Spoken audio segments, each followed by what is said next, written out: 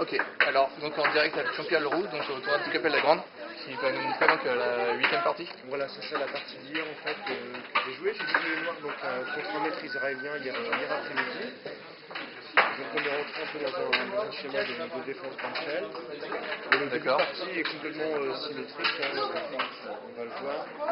Pas ce qu'un spécial. On arrive dans cette position, donc il y a beaucoup de coups possibles pour les blancs. Donc ici c'est complètement symétrique. On va dire que c'est à peu près égal, sauf que c'est aux blancs de jouer. Voilà. Ils ont mis la petite un coup d'avance. Ici il y a plusieurs coups pour les blancs, il y a plusieurs choix. Le plus joué c'est quand même C4 pour essayer de. Ouais, effectivement, pour mettre la pression sur le centre. Voilà, donc mettre la pression sur le centre et puis ouvrir la diagonale du sujet 2. Voilà. Il y a d'autres choix, on peut essayer aussi de le préparer avec cavalier D2 pour jouer C4. Même si ça paraît étrange de le mettre ici parce que ça bloque la case de sortie du C1, c'est une case naturelle. Voilà. Et on a l'idée de jouer avec D3. Comme il a bien contrôlé la case C4. Voilà, puis on a l'idée aussi de jouer B3 pour B2 et donc le fou, on aura quand même, ici on mettra une petite pression ici, en tout cas mettre un vis-à-vis sur diagonale parce que ce fou est en général quand même très très fort, à l'instar de celui-là. Voilà. Évidemment, il est symétrique. Bon, l'adversaire a décidé de jouer C4. D'accord. Et ici, pareil, il y a plusieurs choix pour les noirs, donc on peut prendre directement. À ce moment-là, les blancs vont jouer pour reprendre leur tour. En général, de cette façon-là, c'est le plus précis. Pour essayer donc de récupérer C4 et ensuite profiter de l'avantage qu'ils auront deux pions contrôle, donc des pions des 4-2 contre un seul chez les noirs, parce que j'ai dû aller chercher donc, un pion de l'aile avec une pion centrale des 5. Et c'est souvent un petit avantage dans pas mal de milieux de jeu qu'on arrive à avoir 2 contre 1 et à construire après un centre solide avec les blancs. Donc ça c'est une autre possibilité. Il y a une autre possibilité sinon donc, un beaucoup joué qui est excessif. Donc c'est vrai que ça donne des parties par contre qui sont très très plates on va dire et très solides. Ouais, c'est sûr. Parce que le choix le plus automatique des blancs, il y en a plusieurs. Bon, ils peuvent jouer même D3 et garder un peu sur la position. Et s'ils le désirent, ils peuvent prendre ici. Et les noirs reprennent donc tout le temps du pion C, ce qui est normal. Et après, c'est vrai que la position le centre est un peu bloqué. Voilà. Perspective pour les deux camps et à haut niveau, bon, les parties vont générer énormément de matchs nuls en fait. Effectivement, ça veut dire de trouver. Il y a très peu de possibilités dynamiques en fait à créer pour les deux adversaires. Donc j'étais une humeur combative, donc j'ai joué KC6. Ça m'a permis de surprendre mon adversaire parce qu'il a pris déjà pas mal de temps dans cette position. Je crois que ça l'a un petit peu dérangé parce qu'il a joué un coup, bon, je pense qu'il n'est pas le plus précis. Donc il peut jouer ça pour rentrer dans les schémas avec cavalier B2 qu'on voyait tout à l'heure. Et ici c'est pareil, il a plusieurs possibilités. Je pense que c'est pas mal de jouer comme ça et donc d'essayer de tout de suite en fait prévenir B3 ou B2 en essayant de prendre l'espace sur les dames. D'accord. C'est intéressant, c'est toujours comme ça que ça se continue en tout cas. Par contre, il n'a pas joué ça. L'autre grand coup, bien sûr, c'est de prendre en dessin. C'est un petit peu ce que j'espérais, c'est une partie pas claire et qui permet aux noirs d'éventuellement d'accélérer le jeu. On rentre dans cette position et ici, c'est un petit peu supérieur pour les blancs, mais tout peut arriver avec un bon coup en G5 en tout cas. Alors que c'est vrai, la diagonale du fou blanc, elle est fermée à terme à cause de ça. Ouais, effectivement. Les blancs ont bien pris le centre, ont profité de. Voilà, les blancs ont un peu plus d'espace, mais les noirs sur le cavalier. On va avoir des possibilités dynamiques sur la grande diagonale, mais aussi à l'aile d'âme grâce à ce cavalier qu'on a d'arriver ici. Les cavaliers ont l'air écartés, mais en fait. Voilà, celui-là est pour l'instant mal placé à la bande, mais quoi qu'il arrive, il arrivera ici. Rien ne pourra l'empêcher de le faire, et donc c'est tout à fait possible en tout cas. D'accord, et du coup tu as activé le fou. Donc ici par contre, il va trouvé là. Donc là, je suis position. Il a décidé de jouer cavalier au centre, que je connaissais pas trop, mais bon, je pense qu'a priori, c'est pas forcément le meilleur, ça peut lui donner des problèmes immédiats. Bien que ça découvre la diagonale du fou pour donner du jeu au sujet 2, le souci est quand même que maintenant les blancs ont une défense de moins sur D4 et à terme cela peut poser problème. Parce que moi naturellement ici je vais avoir deux attaques sur D4 d'ici quelques temps quand je jouerai avec le cavalier et ça peut poser problème ici. Déjà deux avec le cavalier et la dame. Et ici j'ai pas trop hésité, même si ça paraît un peu laid stratégiquement pour des raisons dynamiques, le nord va donc les blancs sont obligés de prendre en C6 à cause des doubles attaques ici, prendre du cavalier, bien sûr. Je prends, alors même si ça paraît un peu laid comme je disais structurellement, au niveau des noirs, ils ont des bonnes possibilités dynamiques grâce à cette attaque ici, ils peuvent trouver du jeu sur des cartes, et puis c'est eux aussi qui auront la seule colonne ouverte de la position. Avec tour B8, ils vont restreindre un petit peu l'activité du fou sous C1 et ils vont devoir prendre du temps pour pouvoir se développer. Pour développer le fou et défendre B2 efficacement, donc c'est pas si évident. Effectivement. Parce qu'on ne peut pas tout de suite jouer le fou par exemple. De toute façon, si on jouait le fou comme B8 serait bon, mais il y a même des coups comme ça qui permettent aussi de poser des problèmes immédiats. Effectivement, ça paraît pas photogénique comme structure de plan. Alors l'idée des noirs, l'autre idée c'est si les blancs décident de récupérer leur plan directement, on peut déjà jouer pour un jeu plus actif avec des noirs avec fou-H3 et ça pose un petit problème au blanc. Parce que le plan des noirs est très simple. Si bien sûr les blancs prennent, à ce moment-là, après dame prend, les noirs vont récupérer la qualité. Force F3 et puis, Force F3, on va récupérer la qualité et après en plus on a un jeu tout de suite qui est très avantageux parce que les blancs n'ont rien développé ici à l'Eldam et on a tout de suite un plan très tracé, avec des noirs avec tour D8. Par exemple, ces enfants cavalier D5, on va vraiment poser des problèmes sur D4. Et comme les blancs n'ont pas eu le temps de se développer, ça risque de leur poser beaucoup de problèmes. effectivement, donc on ne peut pas prendre la tour. On ne peut pas prendre la tour, et si on ne peut pas prendre la tour, ça veut dire qu'on doit jouer celle-là.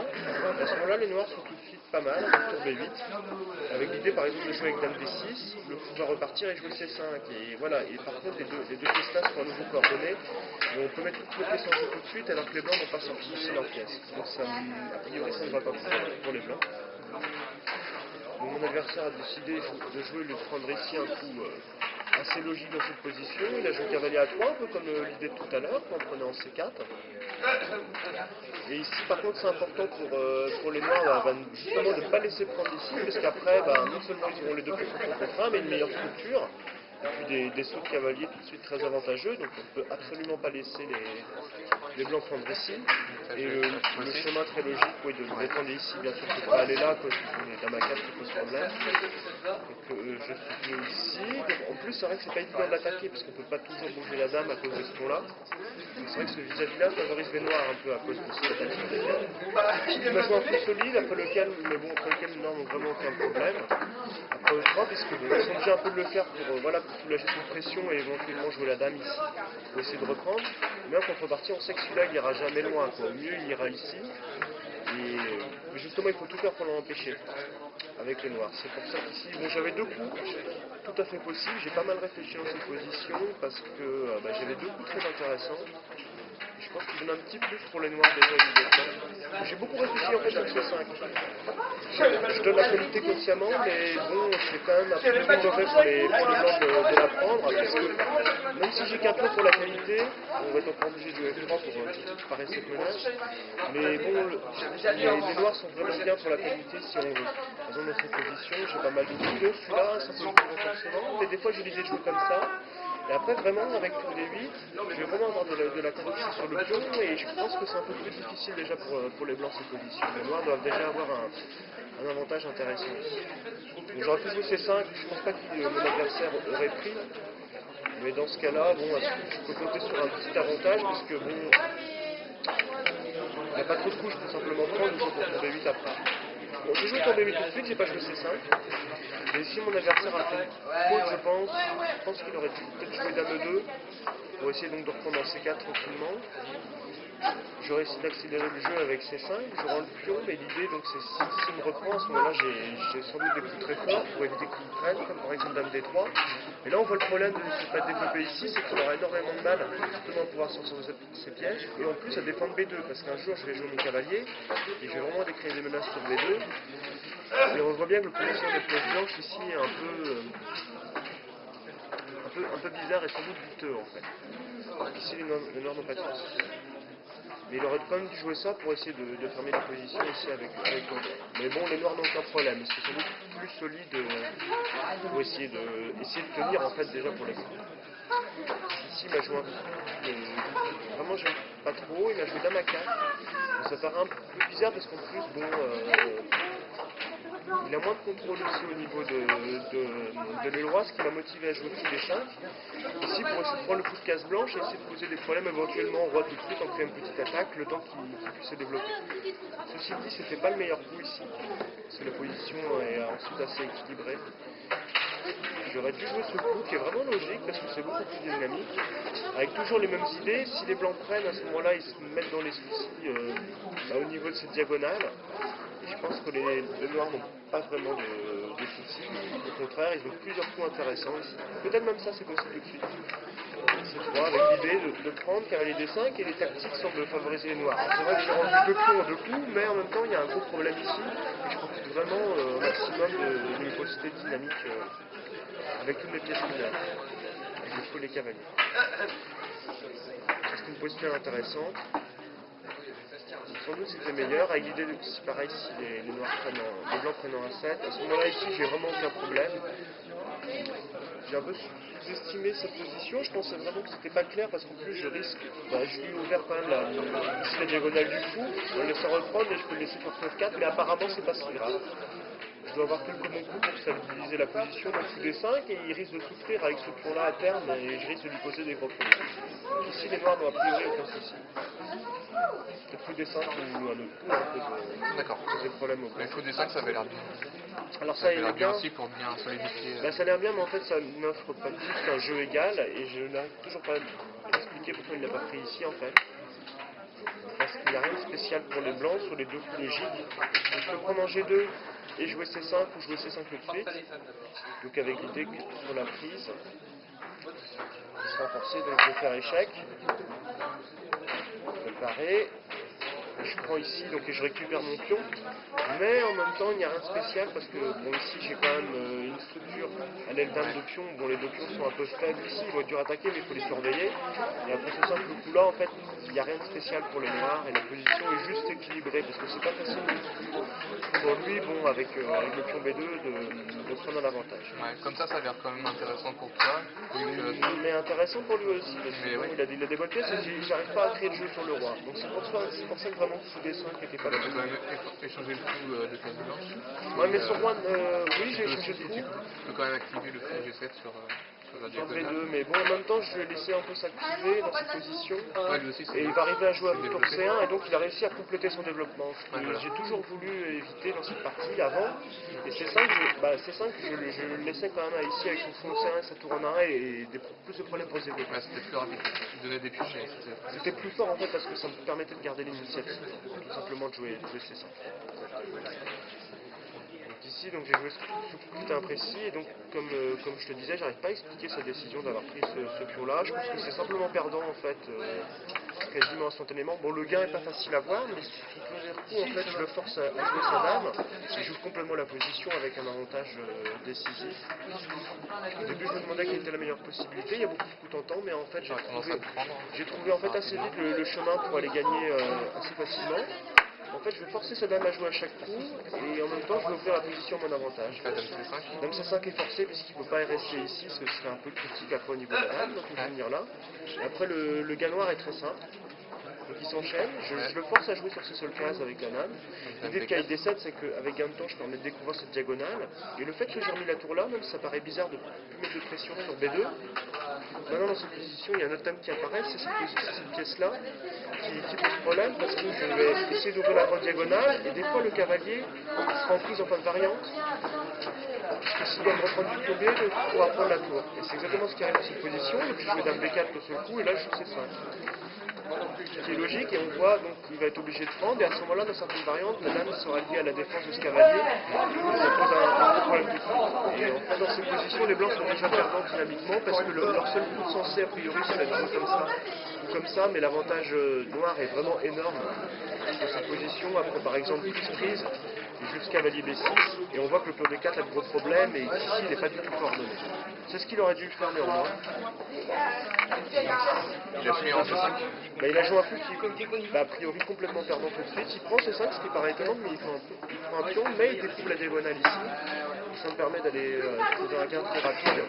J'active juste mes pièces et profite de la position vraiment bizarre de cette pièce ici, et en plus de ce clouage, pour jouer cavalier E5, qui crée des menaces complètement décisives sur la position blanche.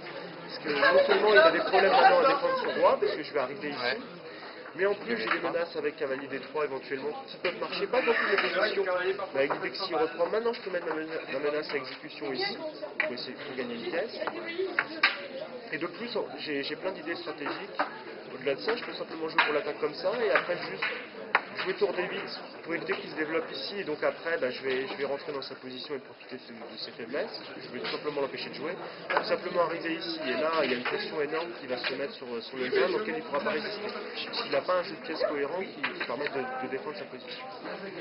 Donc ici, bon, il a joué je pense qu'il aurait dû jouer dame D2 pour essayer de résister un peu plus, en espérant par exemple que je joue un coup comme ça ou comme ça pour essayer d'attaquer. Dans ce cas-là, il peut jouer dame C2 et essayer de tenir un petit peu. Là, c'est pas évident parce que s'il peut jouer E4 ou E3, à ce moment-là, il peut essayer de tenir un peu la position. C'est pas Il y du aurait tout un ce que je... C6.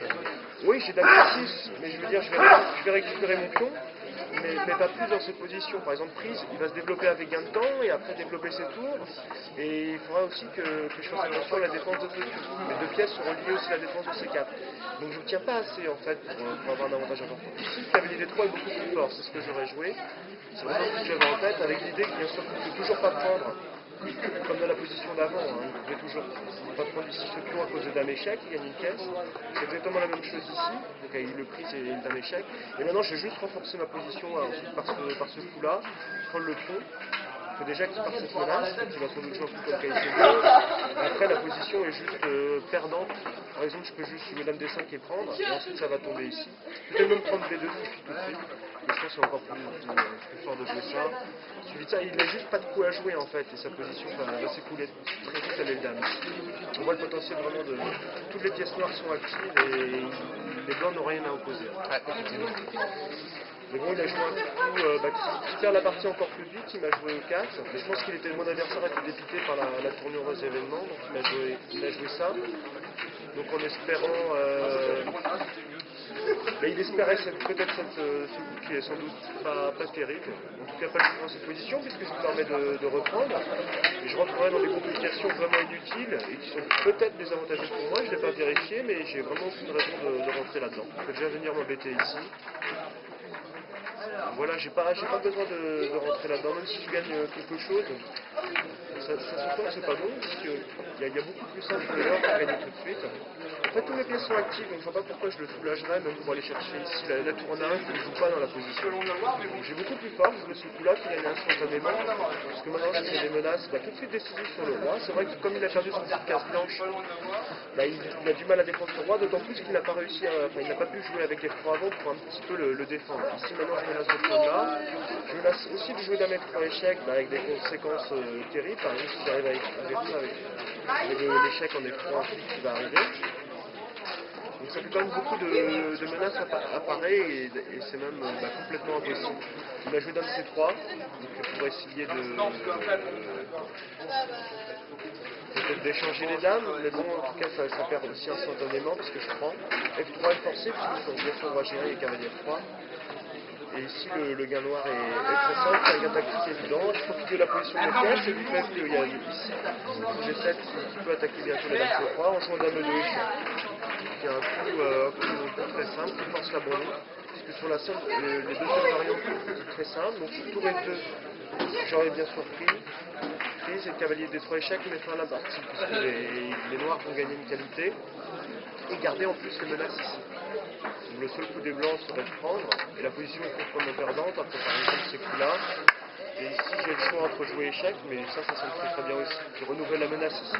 Qui crée d'autres problèmes, parce qu'il ne peut pas non plus se dépatouiller comme ça. S'il va venir là, je peux prendre l'autre pion. On voit bien qu'ici les tours aussi, il faut le travail. Donc mon adversaire a abandonné sur dame 2 échec. L'autre variante qui était très simple à avoir vu aussi, c'était éventuellement si je joue roi G1. Là à ce moment-là les noirs ont plein de gains, mais le plus simple semble quand même de jouer cavalier C4, qui crée une menace de mat ici et qui menace la dame. On voit ici tous les problèmes, c'est impossible de tout parer, puisqu'il y a à chaque fois un coup tactique qui va faire gagner les noirs. Ici par exemple sur dame 2 échec, plus D4 trouve la partie, plus D4 on prend H2 et sur roi H1 on fait dame 5. Donc en fait, mon adversaire a perdu cette partie puisque il a joué ça. Déjà dame 1-4, je pense qu'il a fait un pas dans la mauvaise direction. Mais j'ai pas joué le coup précis en jouant coup D5 comme je te l'ai expliqué. Donc C5 était vraiment plus fort pour profiter de ce coup un peu bizarre. Il aurait vraiment dû jouer dame 2 ou dame C2 dans cette position, mais pas dame A4. Parce que j'ai du mal à croire que cette dame un peu vraiment en sur le bord puisse être une bonne idée, surtout qu'après il est obligé, quand il prend ici, là à ce moment-là il fait 4 coups de dame consécutifs. Ouais, du coup il s'est trop écarté. Bon, il n'a pas fait cette idée avec tour A8, cavalier D7 C5 qui permet tout activer. Et en fait, je pense qu'il s'est pas rendu compte quand je retourne à 8, le cavalier D7 C5, que ma tour A8, en fait, avec cette menace sur tour A3, elle est pesée. Et à chaque coup, il devait faire attention à cette menace. Et du coup, ça me permettait de mettre d'autres possibilités. Je pensais peut-être que ça tenait au centre, que tu n'avais pas activé trop tes pièces. Et que par contre, pour la finale, ça aurait été mieux avec Voilà, de se créer un plan passé. voilà, il s'est dit en prenant un set, j'essaie de tenir, et puis plus tard peut-être le pion à deux pourra parler et éventuellement poser des problèmes au noir. Et c'est vrai qu'on voit bien dans cette, Il pensait à se défendre au centre. Et puis, dans cette position, c'est-à-dire que il a beau avoir un t'es pas peu dans le plus, train. le fait qu'il soit sous-développé et en plus Mais voilà, oui. qu'il y ait des problèmes d'attaque. Le gros drame, je pense qu'il n'a pas vu, c'est que cette case est vraiment horrible pour la dame. Il ne fait que défendre là, mais on n'a aucune possibilité de le prendre D1. Si par exemple le coup logique c'était tous les deux pour se développer, mais c'est juste trop tard, parce que je fais échec. Et sur F3, hop, je mets le menace à exécution. Ici, tour de facilement cavalier D3, mais aussi c'est là que je ne pas. Je vois que la dame n'a presque pas de case. Un peu comme dans C3, bon, la partie finit sur multiples possibilités. On peut prendre F3, enfin, il y a à dire. Ici avec B2 qui donc la partie. Effectivement. Ok, bah, merci beaucoup. Ça fait une analyse avec des plans et des variantes. Donc, Oui, c'était une partie sympathique, mais c'est vraiment quand même l'erreur ici d'avoir été chercher ce point là. ouais. Donc c'était quand même courageux de jouer déjà avec les C6.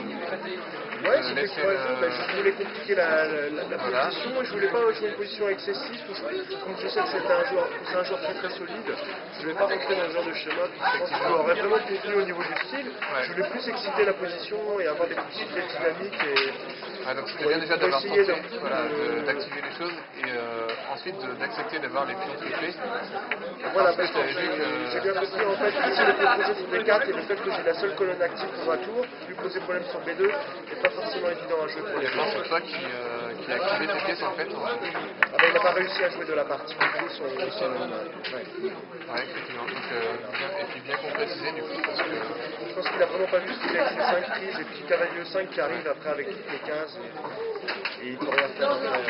Comme quoi ça peut aller très vite en fait, même dans un milieu de jeu plutôt calme à priori.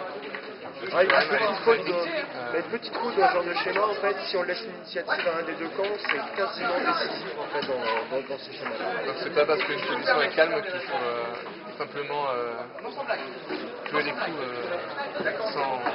sans analyser. Et puis, ouais, tout à fait. Je pense qu'il a pris en A7 trop vite en fait. Il aurait dû prendre son compte du danger et réfléchir plus loin sur KF pour C4. Et je pense que s'il avait joué KF pour C4, très vite je me serais rendu compte un peu de mon erreur, que j'ai justement pas activé la position assez vite pour profiter de son erreur. Et je me serais voulu parce que je me suis rendu compte que la position était équilibrée, que c'était pas facile justement de recréer de la tension ensuite dans la position. Effectivement. Ok, non, en tout cas, belle tactique sur D4. Donc voilà. Conclusion, donc tu as terminé en fait la dernière partie par une nulle. Ouais, j'ai terminé par une nulle, je suis un peu déçu de ce parti, mon adversaire a joué solidement, j'ai pris pas mal de temps pour l'ouverture alors que j'ai préparé ça. C'était un peu bête, mais il a joué des coups très solides, mon adversaire fidèle à son style, et j'ai pas réussi à trouver d'avantage contre elle, donc bon, là, à la fin des choses, on a fait le match. D'accord, donc très bien. Merci beaucoup.